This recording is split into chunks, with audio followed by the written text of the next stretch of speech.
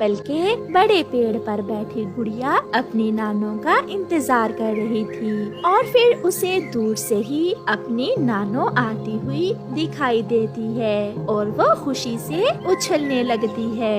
नानो आ गई, नानो आ गई। ऐसे कहते हुए गुड़िया उड़कर अपनी नानो की तरफ जाती है। नानो, मैं सुबह से ही आपका इंतजार कर रही थी। बहुत गर्मी थी गुड़िया बेटी, बहुत मुश्किल से यहाँ तक पहुँची हूँ। फिर गुड़िया और उसकी नानो घर आ जाती हैं। गुड़िया की मम्मा नानो को ठंडा लाल शरबत देती है। बारिश हुए भी काफी समय बीत गया है, इसलिए गर्मी बहुत बढ़ गई है।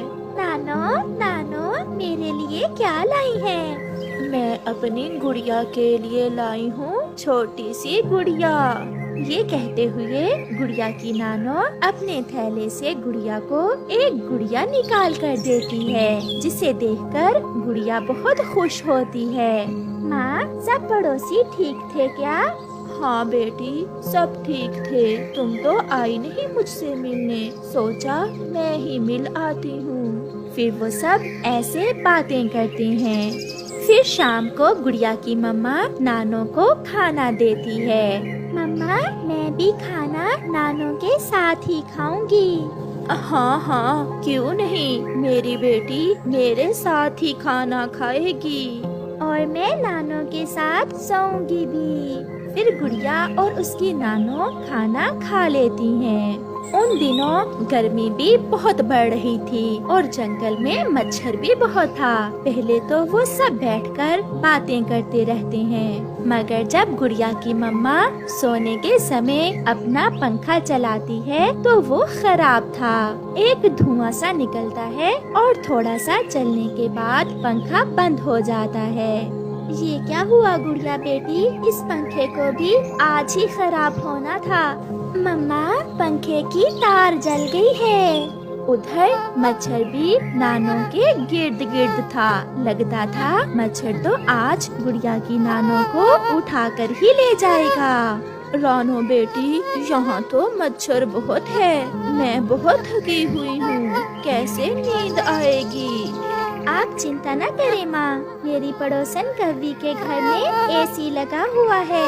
आज की रात हम सब वहाँ चले जाते हैं। फिर वो सब गोरी कवि के घर चले जाते हैं। गोरी बहन, मेरा पंखा भी आज ही खराब होना था। माँ जी आई हुई है, मच्छर तो सोने नहीं दे रहा था, इसलिए आज की रात हम आपके पास ही रुकेंगे। गोरी तो चुप रहती है, मगर कालू कौवा, जो थोड़ा सा गोरी कौवी से अच्छा था, कहता है, हाँ हाँ चिड़िया रानी, ये घर भी आपका अपना ही है। ये कहते हुए कालू कौवा एसी चलाता है। एसी की ठंडी हवा के आते ही गुड़िया और नानो तो सो जाती हैं। चिड़िया, मैं चुप इसलिए थी कि एसी का बिजली का बिल भी बहुत आता है। मैं तो कभी कभार ही एसी चलाती हूँ। कोई बात नहीं गोरी बहन, इस बार जब बिजली का बिल आएगा तो मैं उसमें से कुछ पैसे दे दूंगी। ये सुनकर गोरी कौवी बहुत खुश होती है। रात गुजर जाती है और फिर गुड़िया की नानो भी वापस चली जाती है। गुड़िया और उसकी मम्मा अपने घर में बैठी हुई थी। गुड़िया आज बहुत उदास थी। कल इस समय नानो रास्ते में हमारे पास आ रही थी। मुझे पता है बेटी, आप बहुत उदास हो। चिंता ना करो, जब गर्मियों की छुट्टियां होंगी तो मैं आपको ले जाऊंगी नानो के पास। ये सुनकर गुड़िया खुश हो जाती है। ऐसे ही कुछ दिन गुजर जाते हैं। अब तो गोरी हर रोज ही एसी चलाकर सोती थी। उसके पति ने पूछा तो कहने लगी,